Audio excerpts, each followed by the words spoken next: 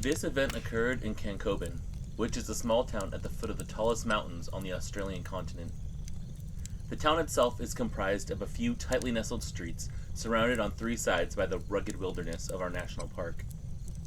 Even from a map, the town looks like a couple of suburban blocks that have been sliced off of a city and placed at the edge of the mountains. The national park is an immense area. It's a genuine wilderness, filled with deep ravines, snowy peaks, and ancient dark forest.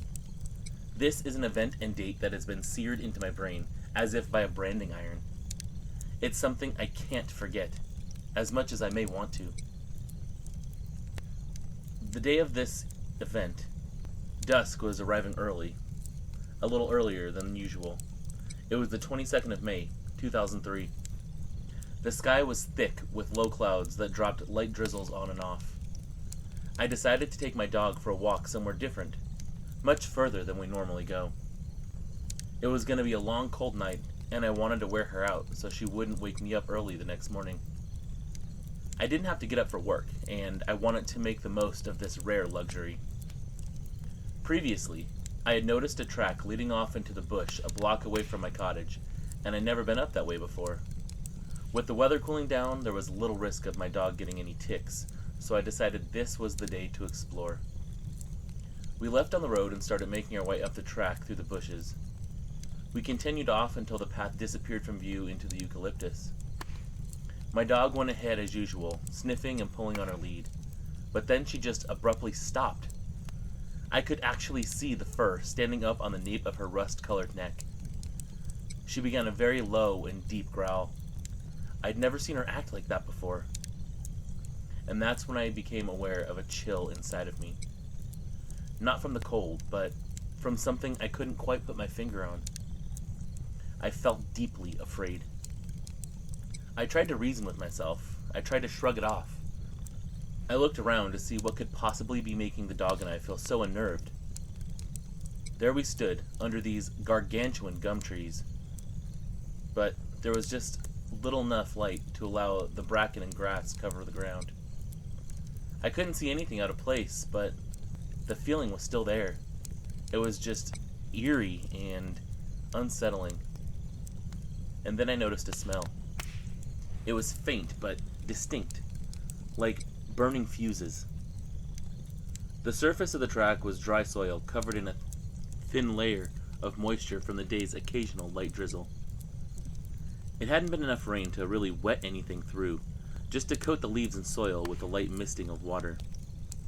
This actually made it pretty easy to see the tracks that I now noticed on the path ahead. The soil had obviously been disturbed by an animal of some sort, and not that long ago either. I couldn't distinguish any recognizable prints though. Animals like wombats and wallabies tend to leave recognizable footprints as they travel across or along forest tracks. It looked like whatever had been there was moving back and forth in the same spot. Maybe there had even been a scuffle between two animals. My dog's lead jerked my arm hard. She stopped growling and was now pulling in the direction that we had just come from. Hard. She wanted to get the hell out of there. I could hear her whining above some new sound. It was like this strange gurgling noise. I suddenly saw the bracken move to the left of us, and out from behind the base of the nearest tree appeared something small but genuinely horrifying. Where we were at, the shadows were deep and undefined, but I could still see this thing clearly. I had absolutely no idea what I was looking at, but I'll never forget it. There was a small being crouched before me. It was around the size of a 2-year-old child. The skin was this pale gray, and it was hairless. There were rough patches on its skin like it was beginning to peel from a sunburn. The skin was also glistening like it was slightly wet. It was crouched on the ground as if it was about to launch itself at me. I'm not sure how long I stood there, but I was definitely frozen in fear. The head had no ears or anything resembling a nose, and only a small lipless mouth that was a wide open smile.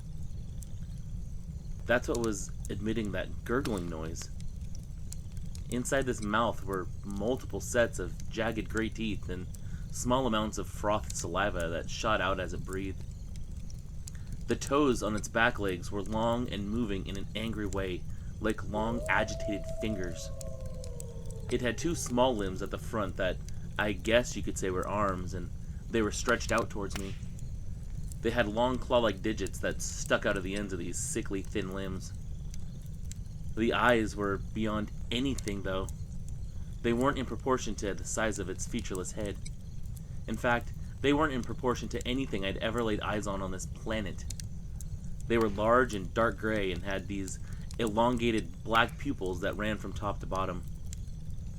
I noticed with horror that they suddenly enlarged as that gurgling noise changed pitch. That's when I became overwhelmed with this intense wave of nausea and terror all mixed into one. I noticed my dog was gone, and as I stumbled backwards, I fell into the long grass. I got up and ran. I didn't look back. There was a ringing in my ears that could have been me or could have been that hideous thing behind me. I couldn't tell, and I didn't care.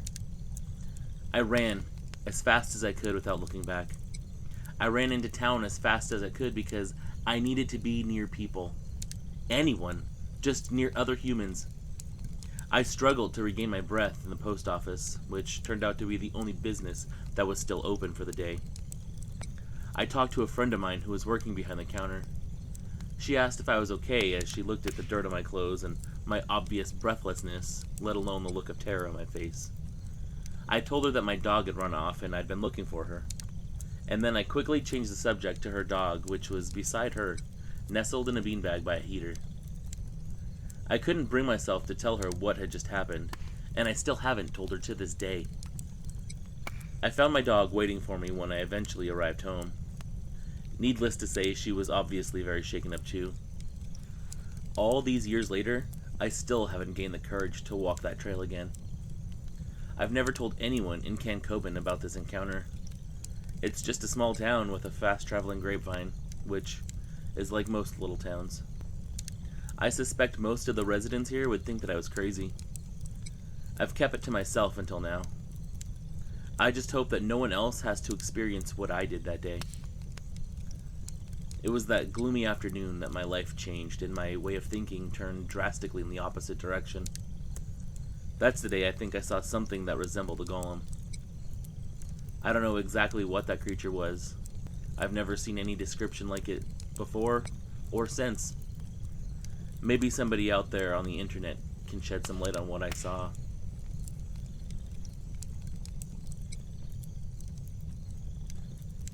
I've always considered myself as having bad luck, especially when you count my multiple run-ins with the paranormal, from skinwalkers all the way to an encounter with a ghost.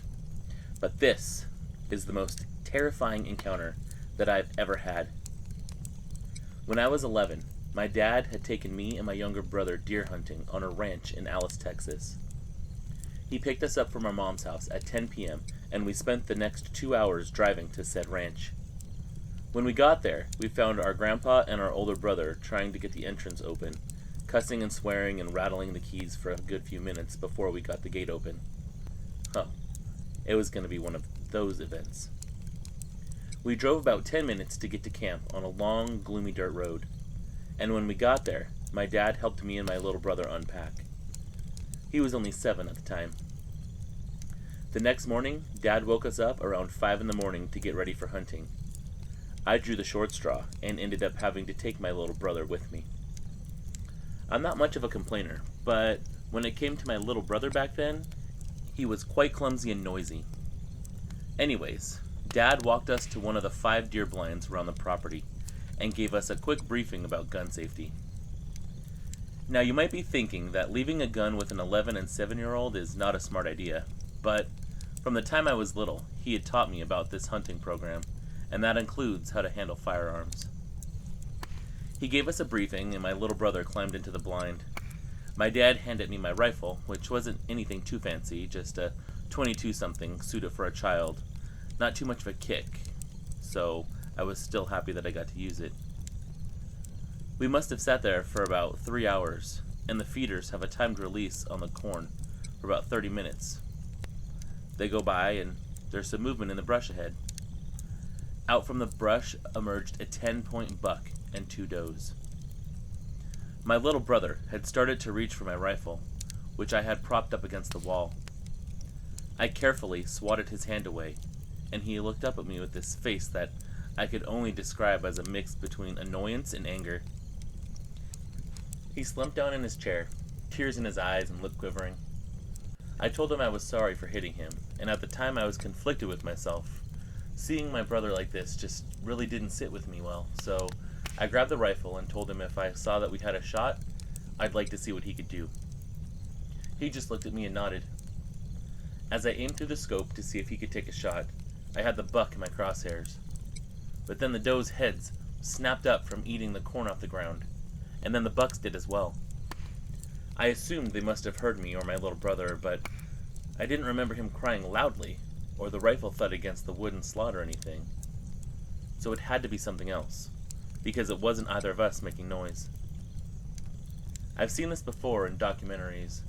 Their wide-eyed stares and their fixated eyes at the brush. It was like a switch, you know? The forest, or brush booming with insects and birds chirping, suddenly just stopped. Only the wind and occasional breathing from me and the deer. They say when a whole forest goes quiet, some big type of predator is about to make its appearance. But the only things we have this far down south in Texas are coyotes, especially at that ranch. The deer seemed to snap out of their trance and ran off in the opposite direction from where they came. I sat back down with my little brother, who was about to fall asleep, and I propped my rifle against the wall. I double-checked that it was steady and that the door was locked with the bolt in and the padlock secure. Hours passed and it was late evening. We were all ready to get out of the blind when my brother tugged my arm and pointed at something near the feeder. I looked back and saw something large and bulky on all fours sniffing loudly at the feeders. I assumed it was a wild boar, which are present on the ranch, so I grabbed my rifle and sat down in my chair to take aim. Between the fading sunlight and the lack of lighting in the blind, I could barely make out this thing. But as the moon came out, I got a better look at this thing. And no, it was not your typical full moon bullshit about werewolves. It was a waxing moon, and it was just little enough light to figure out what was going on. While I was staring at this thing, chills ran up my spine. What I originally thought was a boar was this large dog thing. It had the head of a German Shepherd, but much bigger. Its upper torso was like a man's, but just covered in this dark black fur, and its ears were sharp and perked up like a dog. Its muzzle was exactly like a canine should be. Out of nowhere, this thing stands up on its hind legs and starts sniffing the air. I looked at my brother, who was as white as a ghost, and tears ran down his eyes. When I looked back, it was in the front of the window of the blind peeking in. Its long, sharp yellow teeth dripping in saliva and a substance I couldn't see at the time. Its eyes were piercing yellow, and I swear I saw it smile. Sometimes, there's things that science cannot explain, nor our brains, for certain reasons. Maybe it's some kind of protection, so we don't admit what it was that we saw. But this thing, it looked just like a werewolf. After a couple minutes, which have those stereotyped, felt like eternity moments, I started freaking out, because it started walking around the blind, with loud, heavy footsteps, circling the blind, claws dragging across the wood walls, its loud sniffing echoing in the silent forest. After 5 minutes, those footsteps stopped, and I heard a loud thud on the blind again. This thing was up on the roof. I took my rifle off the safety, and took aim at the roof and pulled the trigger. I hit something, as a blood-curdling howl erupted from the roof. Then a loud thud, and quick, heavy footsteps running towards the brush. A few minutes later, our father picked us up, and we told him about our experience. He told us that we were just seeing things, eyes merely playing tricks. But we insisted, so he checked the trail cams, and the one near our blind, he saw reflected eyes right near the blind. Most people know canine eyes reflect light in the dark, and most predators' eyes do too. So he thought it was just a coyote, but he quickly realized how massive this thing was because of the height of the eyes. After a few days, we left, and I've never had another run-in with it since.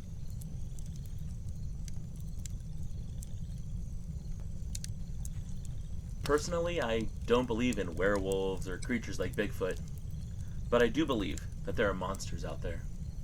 In fact, I have a story that I can share with you in which I have an experience with a monster all of my own. It was one night when I was left home alone by myself playing video games when my parents were out, and what I believe was a monster tried to break into my house. I use the term monster because that's the only way I know how to accurately describe the way that this thing looked and acted. In reality, it closely resembled a werewolf, but I try to be logical about it and realize that werewolves aren't supposed to be real. I mean, I personally don't believe that there are people that turn into these things under a full moon. I cannot deny, though, that the thing that I saw that night was most certainly real. Had it gotten into my house like it wanted to, there's no telling if I'd be here today to tell you my story. All around our house, we had a yard, and in the back was probably about 3 acres of small woods. Those woods led directly to a neighbor's house. Directly in front of the house was our driveway that led to the road, and on the other side of the road were tall hedges. Had we not had those hedges, there wouldn't be much privacy, and maybe if we didn't have that much privacy or we were closer to the neighbors, this might not have happened at all. Anyways, this happened to me when I was 15 and still in high school. A freshman. My parents were out for a date night, and when they did that, they usually didn't get back until super late, usually after midnight. So I was left at home to play video games and watch TV. You know, just typical teenager stuff. I loved having the house to myself. Since my parents have a large screen TV in the living room, I hooked up my PS3 and I was playing games on it. I'll give you a quick layout of our house so this story makes sense to you. As soon as you walk into the front door, that TV is directly to the right and facing to the left. To the left of the TV is the couch, which faces the TV, and there's a large window perpendicular to the front door. From the outside, if you were looking in that front window, you'd have full view of the living room, as well as the dining area, which sits back behind the living room. If you're in the living room and you walk past the TV, you can go down the right hall, and that's my parents' room and a small bathroom. If you turn left and go that way down even further, you'll see another small hallway which leads to my bedroom and my small bathroom. Now that you get kind of what my house looks like, this is what happened. I stopped playing games and went into the kitchen to get a drink of water. As I'm walking back from the kitchen, I noticed something that I didn't see before. A pair of big red eyes peering at me through the window. I saw this face that I could only describe as something that looked almost like a werewolf. When I saw those eyes, I just lost it, and I turned around and ran and locked myself in my bedroom. I was already freaking out. I felt like a little kid who just saw a monster. When I went into my room, though, I started looking through the blinds, just a little bit, because I didn't want to move the blinds much so that thing would know where I was. But I knew that it had seen me run into my room, because like I said, you can get a very good look at the house by looking in the window that it was at. Then it started moving. I followed the movement. It followed me towards my bedroom. Then it moved over to the front of my window. Because of its big silhouette, this thing must have been around 7 to 8 feet tall. It had a long tail, which curled up behind it. My mind was in shock. I couldn't believe what I was seeing. I thought I was looking at a werewolf, but I kept telling myself that werewolves didn't exist. But my mind had already decided what it was even before I saw it in full. The shape of this thing just gave it away. I'd broken my window blinds months before this by wrestling too much with one of my friends, and it was never fixed. Pretty crappy during this situation where you're face to face with a monster. They didn't quite close all the way, which meant that this thing had free rein to fully look into my windows right at me. There's virtually nothing I could do but try and hide all the way in a corner in the shadows. I had my light off, and I was hiding while this thing scanned my room, looking for me. I really couldn't believe what I was looking at. It just had to be a werewolf. Its head and its mane looked just like a werewolf that you would see in Bad Moon. It looked to be huge, and it stood upright on two legs. It was covered in long dark fur that almost looked matted. It had pointed ears just like a dog does. The eyes glowed a deep, dull red with these hints of yellow in them. Its face was what really confused me though, because it looked totally like something that defied all understanding. It leaned in so close to the glass that you could see its breath on the window and the condensation on the glass as it exhaled. I don't think it could see me though, because my light was off, but after a few moments it pulled its head back and walked around to the other side of the house. This thing was heavy, and you could tell that it weighed a lot because every time it took a step, you could hear the thud on the ground. I jumped up and quickly locked my door and ran back to the corner to sit down again, listening intently for whatever this thing was going to do next. I sat there panicked, hyperventilating, and sweating. I remember faintly hearing my game, which was paused, and then it was silent for a moment, and I just kept listening and listening, and that's when I heard the back sliding glass door begin to rattle. I was horrified. This thing was trying to open the sliding glass door to get into the house. It was shaking harder and harder, more and more violent each time it tried to get in. I began to cry. I was so scared. Then I realized, in my haste, I left my phone in the living room, so I had nothing to use to call for help. There was nobody that I could reach out to. I didn't know what to do. At the time of this, it was maybe 9:45, and I knew that my parents wouldn't be home for a few more hours. I had no way of contacting anybody, and nothing I could do but wait for that thing to get into the house. I was terrified that if this thing did manage to break inside, that I would be a goner.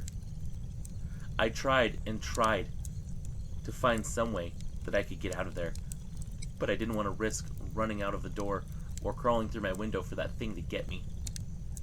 And then I just continued to try and try at the door. Eventually, it stopped trying altogether. I didn't hear anything more after that. I didn't hear it walk away like I heard it walk around the house. I still heard my game, which was just a faint noise now, but it was still sitting there paused. I decided I would just sit there and wait until my parents got back. I didn't know how long it was going to be, but eventually they came home, and luckily it was only around 11 p.m. It felt like I'd been waiting for hours though. They got back early because my mother has this chronic habit of coming down with terrible migraines, and that night she just happened to get one of them and wanted to cut the date short. When they came home, they were both wondering why I'd locked myself in my room with all of the lights off. When I told them I thought I heard an intruder trying to break into the house, my father looked at me very strangely, and when I told him that that thing was at the back door, he investigated it to see if there really was somebody trying to break in. There were no signs though.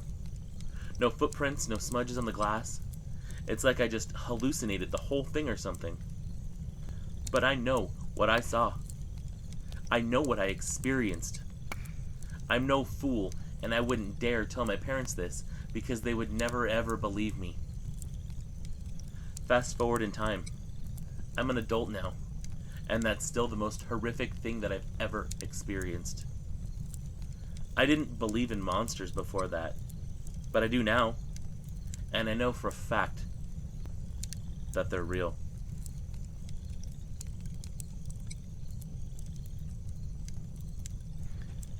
All the way from when I was little, I started to see what seems like a white creature with yellow eyes.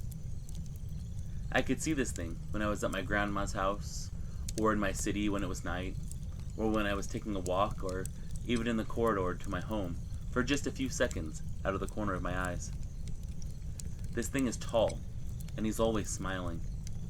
He appears even in my sleep paralysis, my nightmares, my lucid dreams, and even what I can call my peaceful dreams.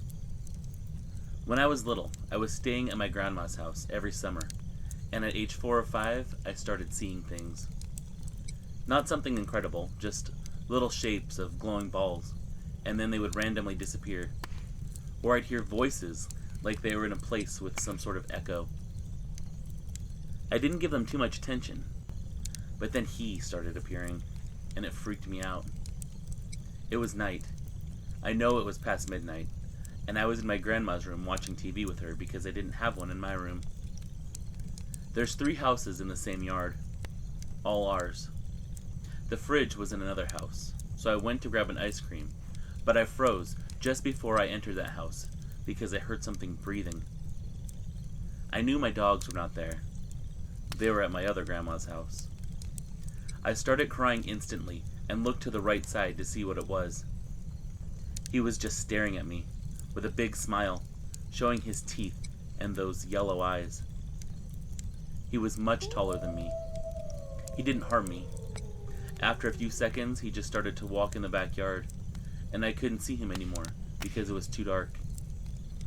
I forgot all about that ice cream and ran inside the house. I told my parents, but they didn't believe me. I told my grandma that night too, and she just stared at me in shock, then told me to go to sleep.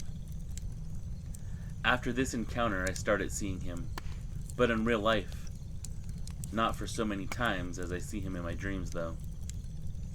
If someone can tell me what this thing is, or if someone encountered him too, please tell me anything you know, because it's starting to get to me. Then there's the growls. Where my grandma lives, there's rumors about ghosts, a witch, and something like a big black dog. I mentioned that nobody will go out of their houses after midnight to you. And that's because of these rumors.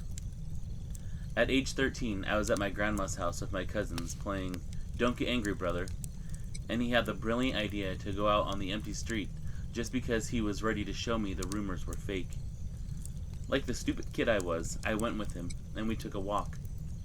We were on the street for a while, but we were all so tired, so we decided to go back, and he was just laughing at me because I was one of those obviously scared kids, and he wanted to make sure that I knew that the fake rumors were what kept me up at night and wanted to tease me. On our way home, though, we saw the dog.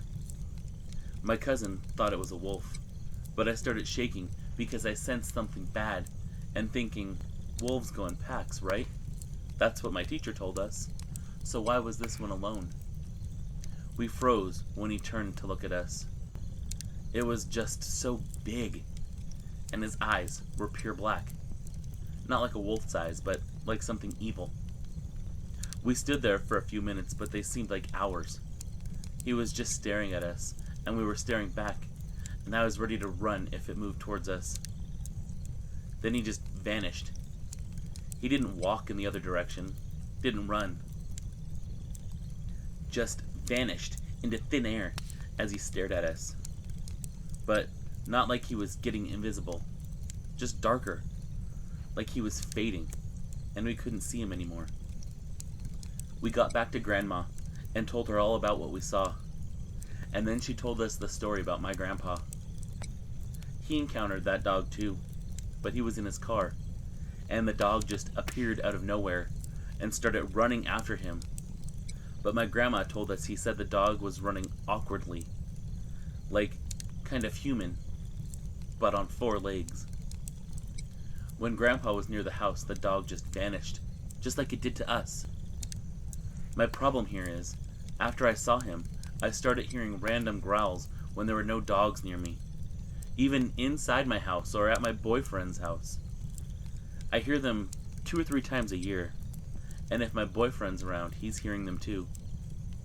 Those growls sound like a pack of big dogs who growling at the same time, but they sound just so damn intense, and obviously there's no dogs there. So am I being haunted by something? Or stalked by something evil? Or is this thing trying to warn me that something bad is going to happen? I'm writing to you because I'm looking for more information. I don't know where else to go, and I don't know what these things are or why I keep seeing them.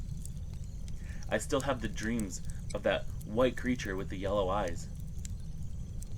Even writing this is freaking me out, because it wasn't too long ago that I heard those growls again inside my apartment. I can't feel the presence of anything there. And nothing else paranormal happens when I hear those growls, but something isn't normal. Something is here, and something is stalking me or haunting me, and I just want to figure out what it is and how to get it to go away. Most importantly, I want to make sure that it's not here to hurt me, and I just want to figure out what it wants. Hopefully somebody here can shed some light on why I keep running into these creatures. Because I'm really, really scared.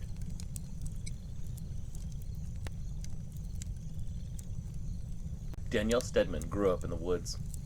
Her father raised her to hunt and fish, so she knows her way around the forest and the creatures that live in them. What happened to her was no case of mistaken identity. She was only 14 years old when she had her encounter with a Dogman, and it was a particularly disturbing one. One night, she was out with her friend Jill. It was around October of 1987. She had snuck out of the house around midnight to see her boyfriend. They went to pick up Jill and Jill's boyfriend. They ended up parking at the end of a long dirt road because her boyfriend's 1969 Camaro was so loud. He figured they would park, and then he'd walk down the dirt road to get Jill's boyfriend. Danielle and Jill were left in the car alone, listening to music and talking. About 10 minutes later, Danielle was the first one to notice the smell. She described it as the worst smell she's ever smelled. Musty, like the smell of a wild boar. Pungent, like rotted meat and the metallic smell of blood. Jill didn't notice the smell at first, until Danielle pointed it out to her. It was so bad, in fact, that they had to cover their noses with their shirts.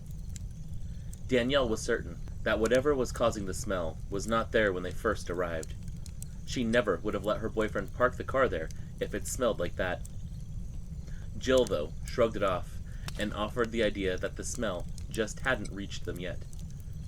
Soon after that, maybe 5 minutes, maybe less, they felt a small nudge at the back of the car, like someone gently rocking it back and forth. They both quieted down, having felt the movement. They were scared, but realized if their boyfriends had run through the field, they could already be back. They decided it must be the boys playing a prank and decided to ignore them. They couldn't see out of the windows at this point, because they were fogged up from the girls being inside for so long. The car was nudged again, and again they ignored what they thought was a playful trick by their boyfriends. When the car moved more forcefully the next time, the girls had had enough and yelled at the boys to knock it off. But they got no reply. The car rocked back and forth again, once again more forcefully than before. The girls called out to their boyfriends once again, telling them that their prank wasn't going to work. They weren't scared. Until the car was hit from the front this time. The force of the movement was downright violent. Danielle didn't think her boyfriend would do that to his beloved car. They tried looking out the windows, calling once more for the boys that they thought were outside. But still, there was no answer. The car shook violently one more time before the girls screamed that they were scared, that the boys won. Now they could get in their car and they could go about their night. But that's when the growling started. It was low, like a dog, but sinister and evil. They felt it in their chests. The hair on the back of their necks stood up. This wasn't an ordinary growl. There was something troubling about it. Danielle looked at Jill. All the blood in her face was drained. They started to hear a deep scratching noise that started at the front of the driver's side and came to the driver's side door. Danielle now knew that this couldn't be her boyfriend, because he would never, ever do that to his own car. More terrifying still was the fact that when whatever it was that was out there got to the door handle, it actually tried to lift it. Danielle flew to the unlocked door and slammed the lockdown, putting herself inches from the creature. Only the foggy glass of the driver's side window separated her from the unseen attacker. She knew that it was staring at her, and it sent her into a primal type of fear. She was frozen. She knew her life was in danger.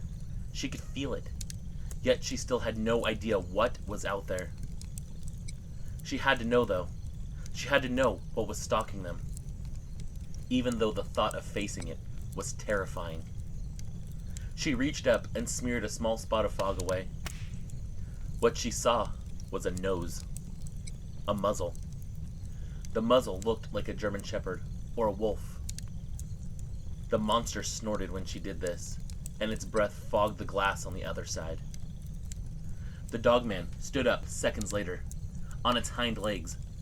It grabbed the car, and with another sinister growl started shaking the whole Camaro back and forth so violently that it sent both girls into hysterics.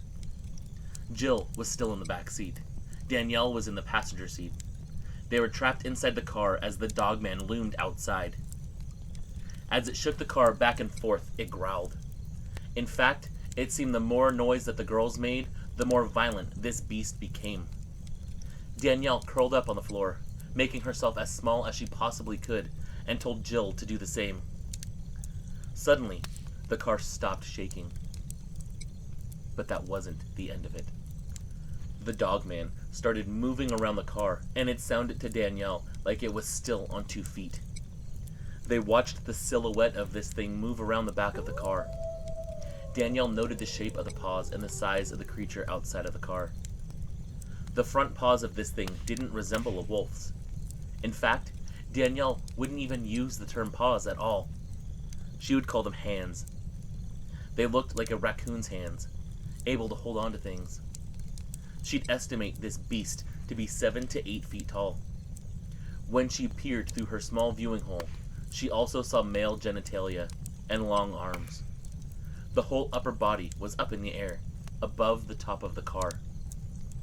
They watched and listened as it crashed back down onto all fours, and to their absolute horror, they heard it start playing with the latch of the trunk.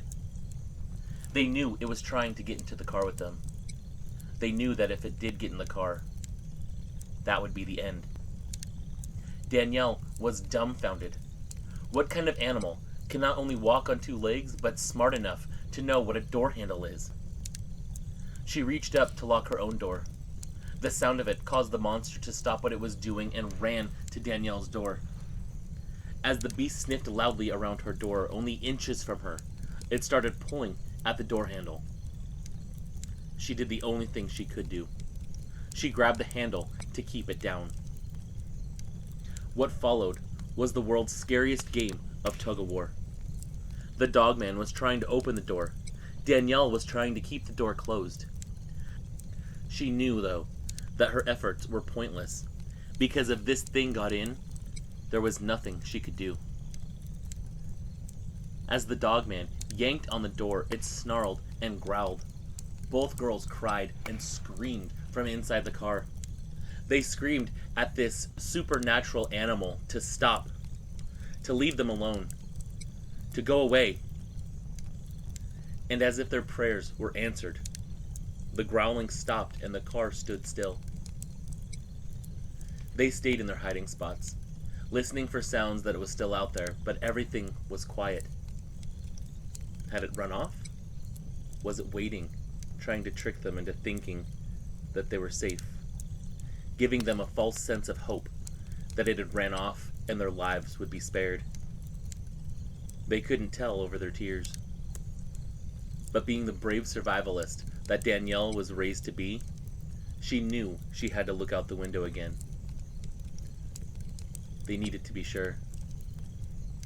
She slowly rose from the floorboard and peered outside. The monster was not gone. Now she was looking at it right in the eyes. The amount of detail she observed was incredible. The sheer size of its massive head made her jaw drop.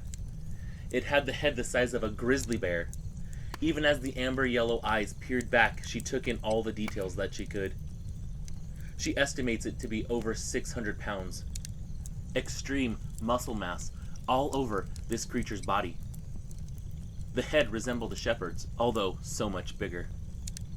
Black hair accented its muzzle and around its eyes, but also a tinge of gray, like this thing had started to age.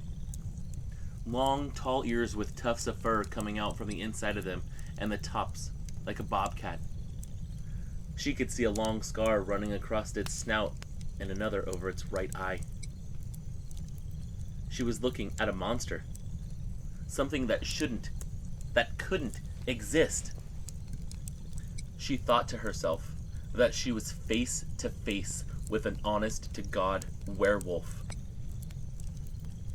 Something made this werewolf-like monster glance down the dirt road, and it dawned on Danielle what was going to happen. The boys should be back any minute now, and they had no idea that there was a monster waiting outside of the car. Danielle feared the worst, that this monster was going to kill her friends, and then come back and kill them too. It glanced back at Danielle and snarled, showing her its huge teeth, and then darted off in the other direction. She watched as this thing moved lightning fast on all four legs, running at a slope almost like a hyena. She saw no tail, but again took in the massiveness of this creature. Even on all fours, this thing was bigger than her. Not a minute later, they heard the sounds of the boys' laughter coming their way and saw the flashlight beams bouncing as they walked towards the car. The girls frantically got them in the car, unable to describe what happened, only repeating over and over through their tears that they needed to leave. They were in hysterics, begging them to get the hell out of there. And then, the most unearthly howl sounded from the darkness. All four of them heard it. Danielle reached across her boyfriend and tried to crank the car into gear. Finally, he drove the girls home. They again tried to tell their boyfriends what happened, but there was no way that they could explain it.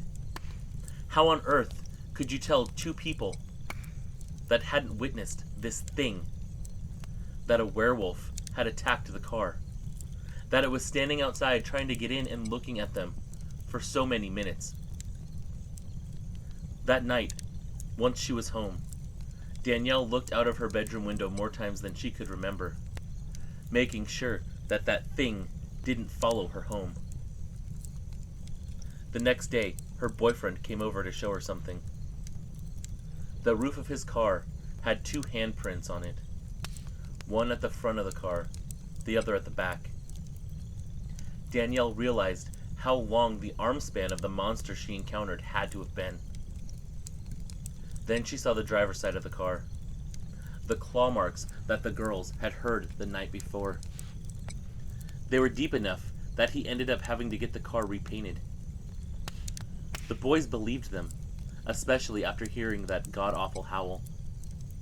They knew that the two of those girls had witnessed something horrific, but still, they never talked about it again. To this day, Danielle still suffers from the effects of this encounter.